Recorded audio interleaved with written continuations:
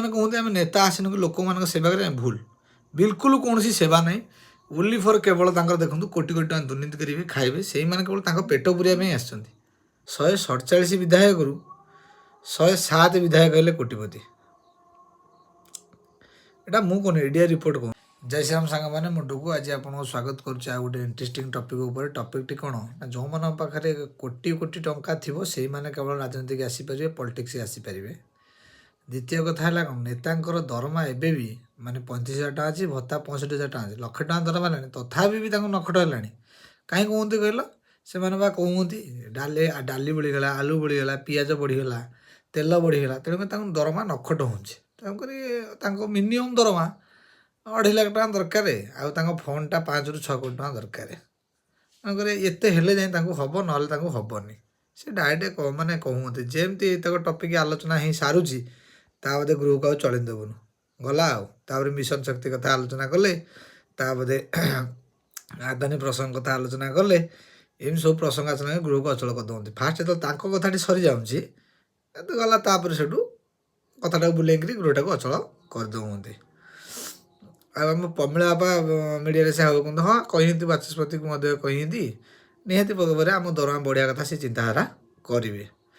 ଗଲା, ମୁଁ ଆ ଭିତରେ ଯେ ଚାମଚାମାନଙ୍କୁ କହି ରଖେ, ଯଦି ଆପଣଙ୍କ ବିଧାୟକ କି MP ଯେଉଁମାନେ ହେଉଛନ୍ତି ସେମାନେ ଏତେ ଟଙ୍କା ଆଣୁଛନ୍ତି କୁଆଡ଼େ? ଏଡିଆର ରିପୋର୍ଟରୁ ଜଣାପଡ଼ିଛି 147 ବିଧାୟକରୁ 107 ବିଧାୟକ ହେଲେ କୋଟିପତି। ଏଇଟା ମୁଁ କହୁନି, ଏଡିଆ ରିପୋର୍ଟ କହୁଛି। ସେଥିମଧ୍ୟରୁ ବିଜେଡ଼ିର 51ରୁ 43 ଜଣ ହୁଅନ୍ତି କୋଟିପତି, ବିଜେପିର 78ରୁ 52 ଜଣ ହୁଅନ୍ତି କୋଟିପତି, କଂଗ୍ରେସର ହୁଅନ୍ତି 14 ଜଣରୁ 9 ଜଣ କୋଟିପତି। ତାହେଲେ ଆସିଲା କୁଆଡ଼େ? ଏମାନେ କୋଟିପତି ହେଲେ କେମିତି? କେତେ ଟଙ୍କା ଦୁର୍ନୀତି କରୁଛନ୍ତି ଯେ କୋଟିପତି ଏମାନେ ହୁଅନ୍ତି? ଏମାନଙ୍କୁ କେତେ କିଏ ଭିତରିଆ ପିସି ଦେଉଛି? ମୁଁ ଗତ ଭିଡ଼ିଓରେ ଗୋଟେ ସରପଞ୍ଚ ଉପରେ ଗୋଟେ ଭିଡ଼ିଓ ବନେଇଥିଲି, ବିଜେଡ଼ିର ଗୋଟେ ସରପଞ୍ଚ ଉପରେ, ଗୁଜୁତୁଡ଼ା ପଞ୍ଚାୟତର ସରପଞ୍ଚ ଉପରେ, ଯେ କୋଟି କୋଟି ଟଙ୍କା ଦୁର୍ନୀତି କରି ତାଙ୍କୁ ଯିଏ ବିରୋଧ କରୁଛି ମାଡ଼ ମାରୁଛନ୍ତି। ମୁଁ ଏଇଟା କହିଥିଲି। ତାପରେ ଦ୍ୱିତୀୟ କଥା ମୁଁ କହୁଛି, ଏମାନେ ଏତେ କୋଟିପତି ହେଲେ କେମିତି? ଯେଉଁମାନେ କୁହନ୍ତିନି କି ଆମେ ଆସିଛୁ ଜନସାଧାରଣଙ୍କ ସେବା କରିବାକୁ ପାଇଁକା, ଭାଇ ସେମାନେ ପୁରା ଭୁଲ ତଥ୍ୟ ଆପଣମାନଙ୍କୁ ଦେଉଛନ୍ତି। ଭାଇ ଦେଖ, ସେବା କରିବା ନୁହେଁ, ସେମାନେ କେବଳ ଆସିଛନ୍ତି ତାଙ୍କ ପକେଟ କରିବା, ଗରମ କରିବା ପାଇଁକା। ମୁଁ 2ଟା ଉଦାହରଣ ଦେବି, ଶୁଣନ୍ତୁ। ପ୍ରଥମ ଉଦାହରଣ କ'ଣ, ସାଧାରଣ ଗୋଟେ ସରପଞ୍ଚ ଇଲେକ୍ସନରେ ପ୍ରତି ୱାର୍ଡ଼ ୱାଇଜ୍ ଯଦି ଭୋଜି ପାଇଁ ଆସୁଛି 12,000 ଟଙ୍କା ପ୍ରତି ୱାର୍ଡ଼କୁ।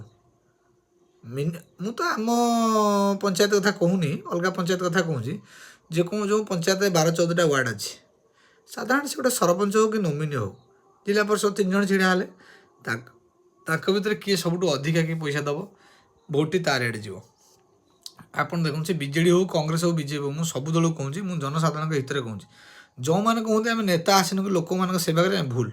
ବିଲକୁଲ କୌଣସି ସେବା ନାହିଁ। ଓନ୍ଲି ଫର୍ କେବଳ ତାଙ୍କର ଦେଖନ୍ତୁ କୋଟି କୋଟି ଟଙ୍କା ଦୁର୍ନୀତି କରିବେ ଖାଇବେ। ସେଇମାନେ କେବଳ ତାଙ୍କ ପେଟ ପୁରିବା ପାଇଁ ଆସିଛନ୍ତି। ଆପଣ ଚିନ୍ତାଧାରା କରନ୍ତୁ, 147 ବିଧାୟକରୁ 107 ଜଣ ହେଲେ କୋଟିପତି। ଆଉ ନହେଲେ ତ ଏମିତି କିଛି ପଞ୍ଚାୟତର ସରପଞ୍ଚ ଅଛନ୍ତି, ତାଙ୍କ ପେଟ ଗରମ ପାଇଁ କୋଟି କୋଟି ଟଙ୍କା ଦୁର୍ନୀତି କରିଦେଉଛନ୍ତି। ମନରେଗା ଯୋଜନାରେ ଦୁର୍ନୀତି କରିଦେଉଛନ୍ତି, ମୋ ବଗିଚାରେ ଦୁର୍ନୀତି, ମୋ ଗାଡ଼ିଆରେ ଦୁର୍ନୀତି, କେଉଁଥିରେ ଦୁର୍ନୀତି ନ କରନ୍ତୁ, ଭତ୍ତା ପାଇଁ 2005ରେ ମାଗି ନେଇଯାଉଛନ୍ତି। ଓଡ଼ିଶାରେ ଏମିତି କିଛି ସରପଞ୍ଚ ଅଛନ୍ତି। ମୁଁ ସରପଞ୍ଚଙ୍କ କଥା କହୁନି, ଏଠି MLA ମାନଙ୍କ କଥା କହୁଛି। ତୁମମାନଙ୍କର MLA ମାନେ ଯେଉଁମାନେ ଅଛ, ତୁମ ଫଣ୍ଡରେ ତଥାପି ଏତେ ଟଙ୍କା ମାନେ ନଖଟ ପଡ଼ୁଛି, ତାପରେ ବି ତୁମ ଫଣ୍ଡଟା ବଢ଼ିଆ ଦରକାର। ଠିକ୍ ଅଛି, ବଢ଼ୁ। ଆମେ ଲୋକମାନେ ଆପଣମାନଙ୍କୁ ଭୋଟ୍ ଦେଇଥିଲୁ କ'ଣ ପାଇଁକା? ଆମମାନଙ୍କର କାମ କରିବା ପାଇଁକା। ଆମମାନଙ୍କ ତ କାମ ତ କିଛି କରୁନ, ତେବେ ତୁମ ନିଜ ସ୍ୱାର୍ଥ ପୂରଣ କରୁଛ, ଆଉ ନୁହେଁ ତ କ'ଣ? ସାଧାରଣ ଗୋଟେ 40,000 ଟଙ୍କା ଆଣିଥିବା ଗୋଟେ MLA ଏବେ 14 କୋଟି ଟଙ୍କାରେ ମାରିଲାଣି। ମୁଁ କେଉଁ ବିଧାୟକ କଥା କହୁଛି ଆପଣ ବୁଝିପାରୁଥିବେ। ବିଜେଡ଼ିର ସବୁଠୁ ମାନେ କୋଟିପତି ବିଧାୟକ ସନାତନ ମହାକୁଡ଼, କଳିକେଶ ସିଂଦେଓ, ଏମାନେ ଟଙ୍କା ଆଣିଲେ କେଉଁଠୁ? ଫାଷ୍ଟ କଥା, ସେମାନେ କହିବେ ଆମର ଅଦର ବିଜନେସ୍ ଅଛି। ତୁମମାନଙ୍କ ଯଦି ଅଦର ବିଜନେସ୍, ତୁମେ ରାଜନୀତି କାହିଁକି ଆସିଛ? ତୁମ ବିଜନେସ୍କୁ ସେଭ୍ କରିବା ପାଇଁକା। ତୁମ କଥା ପଡ଼ିଲା ବେଳକୁ ତୁମେ ମିଲିଭଗତ ହେଇଯିବ, ବିଜେଡ଼ି କଂଗ୍ରେସ ବିଜେପି ଏକାଠି ହେଇଯିବ। ଆଉ କାହା କଥା ପଡ଼ିଲା ବେଳକୁ ଗଲା ପଲିଟିକ୍ସ ଚାଲିବ, ଆଦାନୀ ପଲିଟିକ୍ସ ଚାଲିବ, ରାହୁଲ ଗାନ୍ଧୀ ପଲିଟିକ୍ସ ଚାଲିବ, ମିଶନ ଶକ୍ତି ପଲିଟିକ୍ସ ଚାଲିବ, ସବୁ ପଲିଟିକ୍ସ ଚାଲିବ। ସେଥିପାଇଁକା ଜନସାଧାରଣ ଜାଣିବା ଦରକାର ଏ ନେତା ହୁଅନ୍ତି କାହାର ନୁହଁ। ତେଣୁକରି ବର୍ଷା ଯୁଆଡ଼େ ଛତା ସିଆଡ଼େ ଦେଖେନି ତୁମ କାମ ହାସଲ କରି ନେଇ ଚାଲ। ମୋର ତ ଭିଡ଼ିଓ ମାଧ୍ୟମରେ ସବୁ ଜନସାଧାରଣଙ୍କୁ ରହିବ ଏଇଟା ଏ କଥା। ହଁ ମାନେ ସବୁ ନେତାଙ୍କୁ ମୁଁ ଦୋଷ ଦେଉନି, କିଛି ନେତା ଏମିତି ବି ଅଛନ୍ତି। ବିଜେପିର ଗୋଟେ ସବୁଠୁ କନିଷ୍ଠ ନେତା, ତା ମାନେ ସବୁଠୁ ବୋଧେ ଏବେ ବୋଧେ ତା କେତେ ଆକାଉଣ୍ଟରେ ଅଛି 35,000 ଟଙ୍କା ଦରମା ଅଛି। ତାହେଲେ ସିଏ କ'ଣ ଖରାପ କି? ସେ କଥା ନୁହଁ, ସବୁ ନେତା ନୁହଁ, କିଛି ନେତା ଅଛନ୍ତି ଖରାପ। ଖାସ୍ କରି ଆମର ପ୍ରମିଳା ବାପା, ତାଙ୍କ ଏଗେନଷ୍ଟରେ ଡାଲି ଦୁର୍ନୀତି ଲାଗିଥିଲା। ବିଜେଡ଼ିର ଗୋଟେ କୌଣସି ଗୋଟେ ବିଧାୟକ କୁହନ୍ତୁ ତାଙ୍କ ଏଗେନଷ୍ଟରେ ଲାଗିନି ଯେ ବିରୋଧାଭାସ ହେଇନି ଯେ। ବଡ଼ ବଡ଼ ନେତା ଆମର ବବି ଦାସ ଲାଗିଲା, ଆମର ଯେଉଁ ପାରାଦ୍ୱୀପ ପୋର୍ଟରେ ଲାଗିଥିଲା ଜାହାଜ, ତାଙ୍କ ଏଗେନଷ୍ଟରେ ଲାଗିଥିଲା। ଆଉ କାହା କଥା କହିବି କହୁନାହାନ୍ତି? ମାନେ ଗୋଟାଏ ମୁଣ୍ଡ ଯଦି କହିବି କେବଳ ବିଜେଡ଼ି ବାଲା କହିବି, ତ ବିଜେଡ଼ି ବାଲାଙ୍କ କଥା କହୁଛି। ବିଜେପି ବାଲା ଯେତେବେଳେ ଟର୍ମ ଥିଲା ବିଜେଡ଼ି ଆଉ ବିଜେପି ମିଶିକି ମେଣ୍ଟ ଥିଲା, ସେଥିରେ କିଛି ମନ୍ତ୍ରୀ ଥିଲେ, ସେଇ ଟାଇମ୍ରେ ବି ସିଏ ବହୁତ କିଛି ଦୁର୍ନୀତି କରିଛନ୍ତି। କଂଗ୍ରେସ ବହୁତ କିଛି ବି ଦୁର୍ନୀତି କରିଛି। ଆଉ ଉପରେ କେବେ ତ ମୁହଁ ଟିକେ ଖୋଲନ୍ତୁ ରାଜନୀତିଆ ମାନେ, ତମ ପେଟ ଫୁଲ୍, ତଥାପି ବି ତମକୁ ନଖଟ। ବ୍ଲକରେ ଚାଲିଲାଣି 16% ପିସି। ଆମ ବ୍ଲକରେ ମୁଁ କହୁଛି, ଖୁଲମ ଖୁଲା କହୁଛି, ଭିଡ଼ିଓ ମାଧ୍ୟମରେ କହୁଛି, ଯଦି ବି କୌଣସି ଅଫିସର ଦେଖିଥାନ୍ତି ଡାଇରେକ୍ଟ କହୁଛି ଆମ ବ୍ଲକରେ 16% ପିସି ଚାଲିଲାଣି। ଆପଣଙ୍କ ଆଡ଼େ କେତେ ପରସେଣ୍ଟ ପିସି ଚାଲିଛି ମୋତେ ଟିକେ ଭିଡ଼ିଓ କମେଣ୍ଟ ମାଧ୍ୟମରେ କହିବେ। ତାହେଲେ ଆମେ କେଉଁ ନେତାଙ୍କୁ ବାଛିବା ଯେ ଆମ ପାଇଁ କିଏ କାମ କରିବ? ସେମାନେ ଡାଇରେକ୍ଟ କୁହନ୍ତି ଆମେ ଇଲେକ୍ସନ ବେଳେ କୋଟି କୋଟି ଟଙ୍କା ଖର୍ଚ୍ଚ କରୁଛୁ, ଆମେ ତ ପାଇବୁ କୁଆଡ଼ୁ, ରିକଭରି କରିବୁ କୁଆଡ଼ୁ? ମୋର ଡାଇରେକ୍ଟ ମୋ ପାଖରେ ଗୋଟେ ରେକର୍ଡ଼ିଂ ପ୍ରୁଫ୍ ଅଛି। ଯଦି କହିବ ମୁଁ ବି ସର୍ବସାଧାରଣ କରିଦେବି ସେ ରେକର୍ଡ଼ିଂ କି। ଗୋଟେ ନେତା କହୁଛି ଯେ ଆମେ ଏତେ ପଇସା ଖର୍ଚ୍ଚ କରୁଛୁ ପୁଣି ପାଇବୁନି, କ'ଣ ପାଇଁ ଖର୍ଚ୍ଚ କରୁଛୁ? ତାଙ୍କ ଟଙ୍କାକୁ ସେ ଡବଲ କରିବା ପାଇଁ ଆସିଛନ୍ତି, ନା କି ଜନସାଧାରଣଙ୍କ କାମ କରିବାକୁ ଆସିଛନ୍ତି। ତେଣୁକରି ଭାଇମାନେ ଟିକେ ସୁଧୁରି ଯାଅ। ଯେଉଁମାନେ କହୁନ କି ଆମ ନେତା ତମ ନେତା, ନାହିଁ, ସିଏ କେବଳ ତେମେ କେମିତି ତାଙ୍କ ପଛରେ ଦୌଡ଼ିବ, ତେମେ କେମିତି ମୂର୍ଖ ହେଇକି ରହିବ, ତାଙ୍କର ସବୁବେଳେ ଉଦ୍ଦେଶ୍ୟ। ନହେଲେ ଦେଖନ୍ତୁ ବିଜେଡ଼ି ଅମଳରେ କେତେ ଗଭର୍ଣ୍ଣମେଣ୍ଟ ସ୍କୁଲ ବନ୍ଦ ହେଲା। ଏଗନେଷ୍ଟରେ ଏବେ ମାନେ ବିଜେପି ସରକାର ତ ମାନେ ପଦେ କହିନଥିଲା, ସେତେବେଳେ ଯେଉଁ ବିଜେପି ଥିଲା ମାନେ ବିରୋଧୀ ଦଳରେ ପଦେ କହିନଥିଲା। ଏବେ ସରକାରକୁ ଆସିଲାଣି, ଓଡ଼ିଶାରେ କେତେ ସ୍କୁଲ ବନ୍ଦ ହେଇଛି ପଦେ କହିଲେଣି କି? କ'ଣ ପାଇଁ ବନ୍ଦ ହେଇଛି? ତାପରେ ଇନକ୍ୱାରି ବସିଲାଣି କି?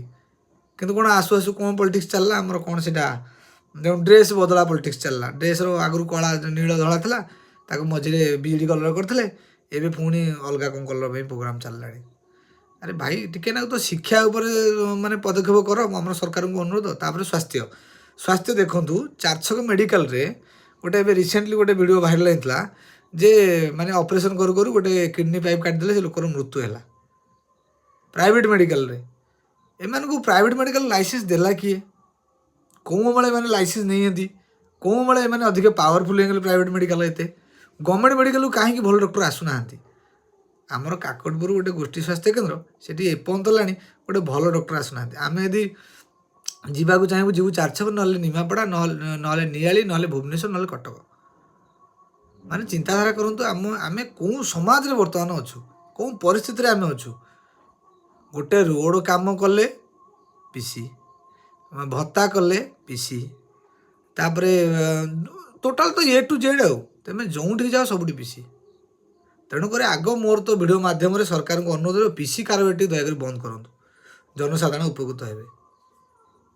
ନା କି ଆମେ ଆସିଛୁ ଆମେ ମିଶନ ଶକ୍ତି ହାଉ ହାଉ କରିବେ। ବିରୋଧୀମାନଙ୍କୁ ମୋର ଅନୁରୋଧ, ବିଜେଡ଼ିର ସବୁ ନେତାମାନଙ୍କୁ ମୋର ଅନୁରୋଧ ଭିଡ଼ିଓ ମାଧ୍ୟମରେ, ଦୟାକରି ଟିକେ ଜନସାଧାରଣ ପ୍ରତିକି ଟିକେ ଧ୍ୟାନ ଦିଅନ୍ତୁ। ଜନସାଧାରଣଙ୍କର ଚାହୁଁନ୍ତି କ'ଣ ଟିକେ ତା ଉପରେ ଧ୍ୟାନ ଦିଅନ୍ତୁ। ମୋର ଭିଡ଼ିଓ ମାଧ୍ୟମରେ ତ ଅନୁରୋଧ। ଦେଖା ହେବ ନେକ୍ସଟ ଭିଡ଼ିଓ। ରହୁଛି, ଜୟ ଜଗନ୍ନାଥ।